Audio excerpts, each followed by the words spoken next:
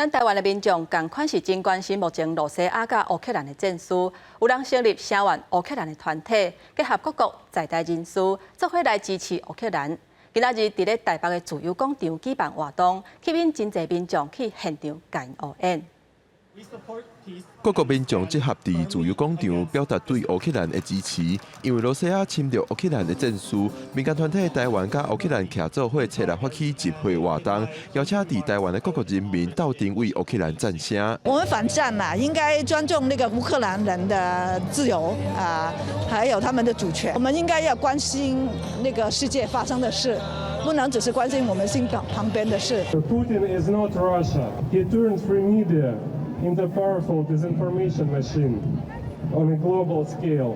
我们是社群的世代，那我们就想要用我们所熟悉的东西，去让大家聚集在一起，去让资讯流通。政府的部分外交部2月28嘛已经运送27吨医疗物资提供帮助。3月初5嘛发起募集活动，向台湾民众募集日常用品、医疗药品等物资，要送到乌克兰周边的欧洲国家，予来自乌克兰的难民使用。车子嘛成立募款专户，大家都共同用行动来支持乌克兰。那 政府开的这个捐款的这个专户，其实也已经有8000多万的这个捐款涌入。那这代表台湾民间社会对于这个乌克兰的支持是非常强烈的。